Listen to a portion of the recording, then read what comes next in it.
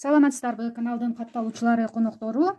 Бүгүнкү видеобузда канча сомдук гель-лактар кандай экен, сүйкөлүшү кандай экен, алсак болобу, болбойбу деп кызыгып аткандар үчүн, маникюр жасай турган, окуп аткандар үчүн же окусамбы деп ойлонуп аткандар үчүн арналат.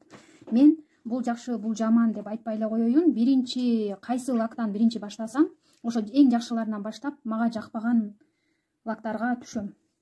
Ошондон эле өзүңүз түшүнүңүз, что биринчи жаккан лак мага жагат экен эле.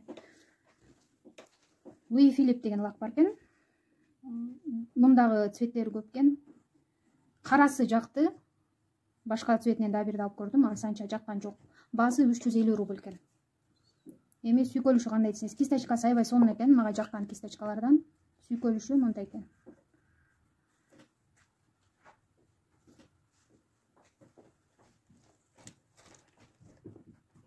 Колго негизи бир слойго эле жатат экен. Кыскараак тырмак болсо, мен өзүм деле узун тырмакты боеп көрө элекмин. А типсига 2 слой. Колго бир слой кылганда эле сонун болуп калат экен. Майланышкан сыяктуу. Ушу консистенциясы жакшы экен да, мындай коюлугу. Өтө коюу эмес, өтө суюк эмес, майланышкан сыяктуу болуп аябай жакшы отурат экен. Экинчи цвети розовыйнан дагы. Бир темныйраак, бир немерегинен алып көрсөтүп турам. Светлыйрагына. Бул бир эле слойго берип атам. Бир эле слойго берсең, жакшы эле болуп жатат экен. Кандай кургайт билбейм. Эгер 2 слойго бере алсаңыз, өзүңүз көрөсүз, мен жагым үйрөнгөнгө, мен мынчалык коюуну 2 слойго бере албайм, меники сразу пирожки болуп калат. Майланышкан сыяктуу, бул да жакшы. Бирок коюлугу өтө жакпай калды мага.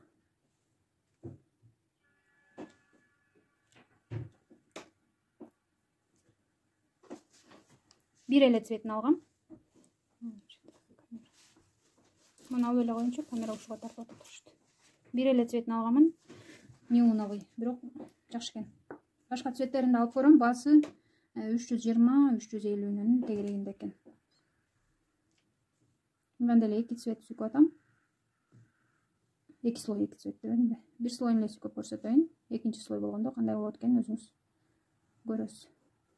Дагы башка цветтеринен дагы алып көрсөмбү деп атам, аябай жакты мага. Неоновый розовый бул. Телефон кичине башкача кылып берип атат цветин, бирок ушундай. Аябай ачык розовый.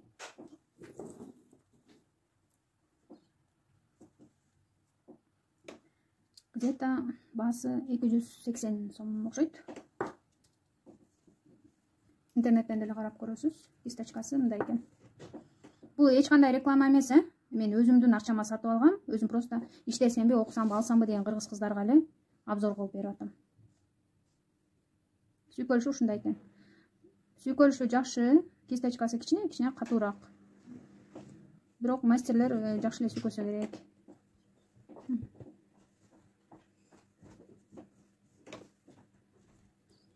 Мен 125-501, могу менин колумдагы цвет. Матовый топтун астында бул. Бул да жакшы экен. Көк, розовый. Ушул 5 цветин алдым, розовыйын да сүйкөп көрсөтөйүн.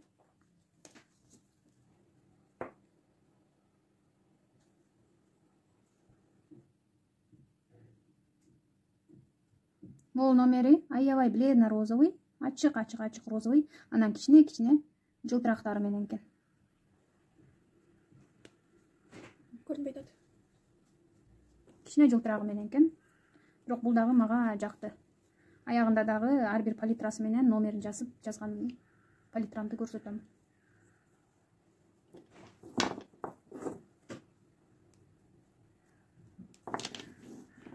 Андан кийинки жаккан фирма могул Roxy.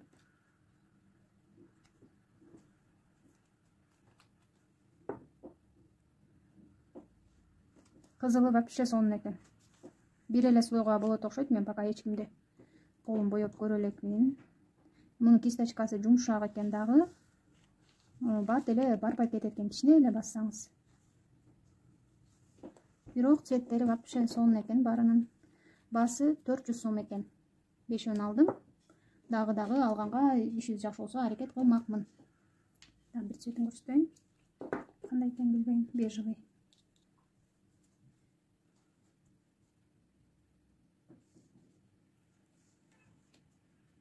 аябай ачык, цвети өтө деле билине бербеген бежевый. Менин цветинде деп айта албайм. 141 номер.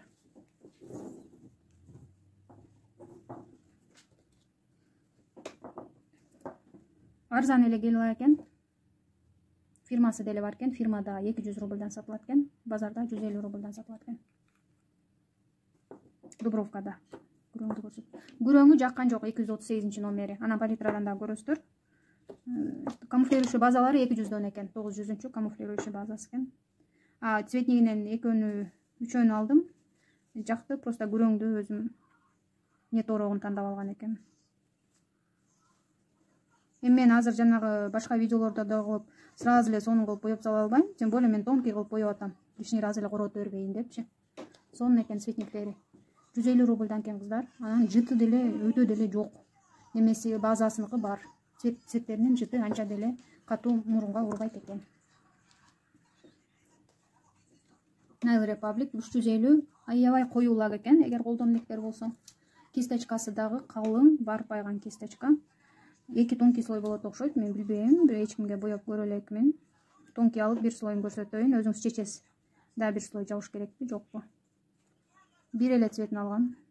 Алса деле болчу да экен, бирок ошол акчага эле башка, ошол эле качествода башка лактар деле болуп атпайбы, арзаныраак.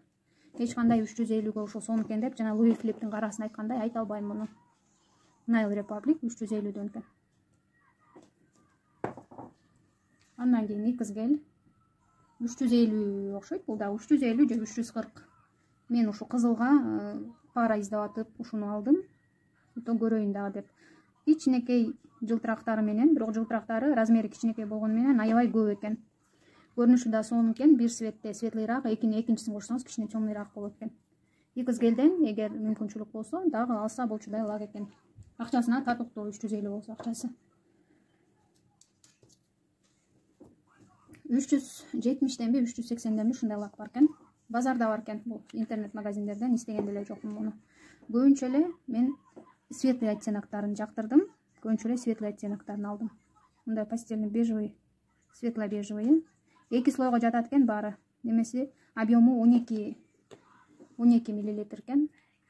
Жакшы эле лактар экен, колдонгондордон дагы угуп анан барып алгамын, кандай экен десем, жакшы эле экен деп атышат. Мындан уже 10дон ашык цвет алып койдум, барып алып атып кечке. Акчасына татыктуу эле экен. Көбүнчө эле светлыйлары жакшы экен, бирок цветниктеринен 2-3 деле алдым. Көрсөтөм анан аягында палитрада. Бир слой менен розовый.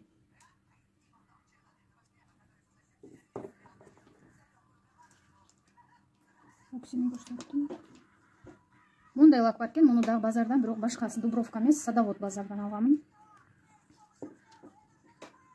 Кызылды көрсөтпөйм, башка цветин көрсөтөйүн.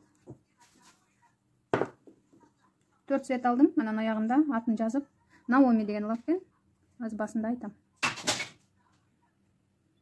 Бул дагы маслянистый сыяктуу. 2 слой болот окшойт бул цвети. Фиолетовый жакшы тырмактар болсо, бир эле слойго жаткырып койсоңуз болчу да экен. Мен өткөндө бирөөгө бир эле слой кылып боёдум. Трехфазник лактын баары трехфазник, бир дагы однофазник лак жок бул жерде, көрсөтүп аткан жерлерде. Басын айтайын, 130 сом, 140 сом максимум, 150ге да жетпейт. Өзүнүн акчасына еще как стоит. Сүйкөгөндөр деле нааразы болуп ат эле түшүп калды, андай деген эч ким болгон жок. Серебро деген лак 250 рубльдан окшойт. Азыр точный баасын айта албайм. 250, 280, 300гө жетпейт. Мына бул немесин өзүңүз көрүп атасыз. Мага муну сүйкөш кичине проблематичный болуп атат. Билбейм, опытный мастерлер балким сүйкөп аткандыр жакшы кылып. Мен колумда дагы ошол 5 топа ушундай көрүнөт экен. Топ берип койсоңуз кичине темныйраак тартып калат экен. 061 номер. Алганга совет деле бербейт элем. 028 жакшыраак экен, мындай розовый. 028 анча эмес экен. Мындан арзаныраак фирмалардан, мындан сонун темно-вишневый тапсаңыз болот экен. Мен кече көрүп келдим башкалардан. Бир деле алганыма 300 сомго алдым. Кадимкидей эле Френчтин свети, сонун лак экен. Объему 10 мл. Бул дагы базарда сатылат экен. Френчтин астына деп алгам. Мындай светлый 8 9 свети бар экен. Өзүңүзгө ылайыктуусун тандап алсаңыз болот экен. Жыты да жакшы, анан сүйкөлүшү, кургашы бүт жакшы экен. 2 слойго берип атам. Өтө деле билинбейт, натуральный сыяктуу эле көрүнөт экен. Бирок цветтери бар экен. Бул 4-свети. эгер алам десеңиз. Анан кичине жалтырактары бар, бирок эле заметный, өтө деле эмес.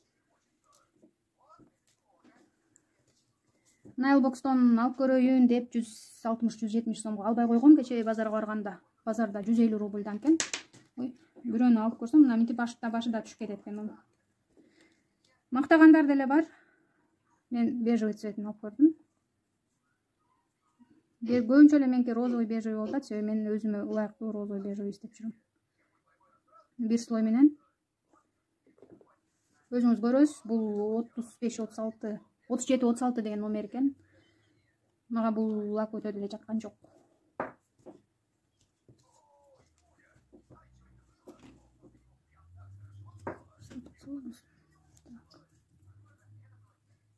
Мында бежевый цветин көрсөтөйүн.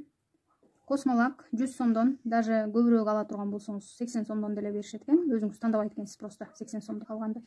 Мен 100 рубльдан 5 алганмын. Өтө деле жаккан жок кыздар. Жалтылдагы аралашкан там золотисто серебристый цветтер бар экен, алар жакшы экен. И кийин снимать этип атканда дагы жакшы эле снимать этилет экен. Видно да, что дагы жүрө турган болсоң, дагы деле кармалып тура берет, учунан чыкпайт экеничи. Могул ушул космолактыкы. 3-3 жума кетип атат. Бирок цветниктери өтө деле жаккан жок. Кызыл цветинде алдым эле, страстный поцелуй деген, ал дагы начар экен. Кодины щеткалары начар болуп калат экен.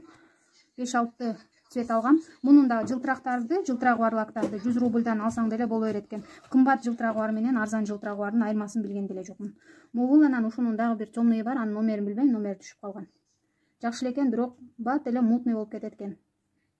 Цвети. Жаңы ачканымда 1,5 ай болуп калды. Жаңы ачканымда жалтыракай болуп, блески көп, жакшы болчу. В последнее время замечаю, что блеск теряется. 142-не 100 рубльга алсаңыз болчудай эле экен. И мондай цветниктер бар мына. Золото, кичинекей хлопьялар болот экен золотой. Мен ошондон үстүнө кошуп таштадым. Өзү анча деле золото көп эмес экен ичинде. Ошондон кошуп туруп мондай банчкада болот экен кичинекей золото. Аралаштырып койдум эле, мына мондай болуп сом болуп калды. 0,89-су жидкий металлик деген гель краскалар болот экен го, иштегендер билет болуш керек. Ошого окшошуп кетет экен. Сонун экен. Ушул номери жакты 0,89. Дизайнга дагы бир эле пальчикти боеп, ушинтип кооздоп боеп берип койгон дагы болот экен. 101 номер палитрада сонун көрүнөт экен, бирок алсаңыз зеленканы тырмаңызга сүйкүп алгандай болот экен. Так что өзүңүз чечиңиз, алганга болобу болбойбу деп. Эң эле менин азыр фавориттерим Paris Nail менен Louis Philippe болуп атат. Анан могул фирма. 150 сом, 280 сом, 350 сом. Кийин кандай сүйкөлөт, кандай болот билбейм, бирок азырынча ушуларды жактырып атам. Ушулардын сүйкөлүшү, ушулардын көрүнүшү жагып атат. Андан ары өзүңүздүн чөнтөгүңүзгө, өзүңүздүн калыбыңызга карап тандап көрөсүз. Эми азыр мен цветниктердин ар кимисинин цветин бөлүп көрсөтөм. Кыздар, мен жайдан көрсөтөйүн, номерлерин өзүңөр көрүп аласыңар, Бул камера кара кылып берип атат. Темно золотистый, бирок кошка сыяктуу болуп жылтылдап турат экен. Цветтери ушундай.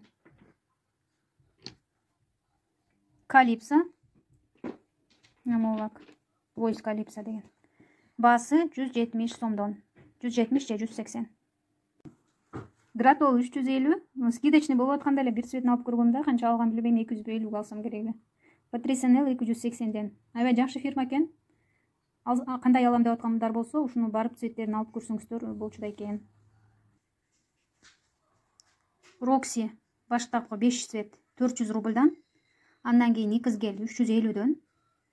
French деген базардан алдым. French Master 04 деп коет экен.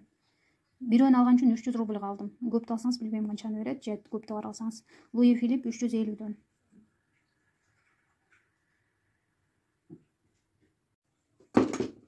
Такор да, цвети жакшы көрүнбөй атат. Баасы 150 сом, базарда 200 сом сайтта. Жакшылак экен, дагы барып алыш керек экен. Аябай жакты мага. Светлый, баасы темный болуп камера көрсөтүп атат. Naomi 130-140 рубльдан. Серебро ушу 300гө жакын болуш керек. Же 250 экен. 200дөн көп да иши болуп. Nail Republic 350дөн. Менде бир эле цвети бар. Жашыл цвет, зеленканын цветиндей цвет го, бул дагы. Бул лакты көрсөтпөй айтпай калыпмын, мында Пол деген лак. скидка болуп аткандан бери 200 рубль алгам, андан кымбатыраак турат экен, бирок начар экен. Мына мындай кебетеси. Албагыла кыздар мындай лакты. Аябай начар экен. Мен сүрөт тартайын деп алсам, ошо сүрөт тартканга да жарабай атат. Не то что турмакты боеп бергенге. Инди жөнүндө айттым. 150 рубль экен. Немеде 170-180 интернет магазиндерде. Коди 100 рубльдан экен. Вот цвети начар, мунусун алсаңар алгыла. Мына жана жалтылдак деп аткандар. Космолак менен кодинки жалтылдактарында вообще сөз жок, сонун экен.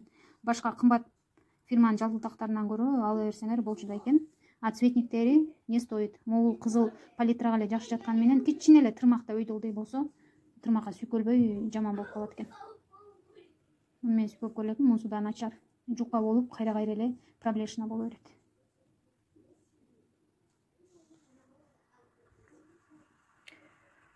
Ушуну менен бүгүн лактарды көрсөткөн видеомдун аягына чыктым. Базаларды, топторду да көргөзсөмбү, расходниктерди деген пландарым бар.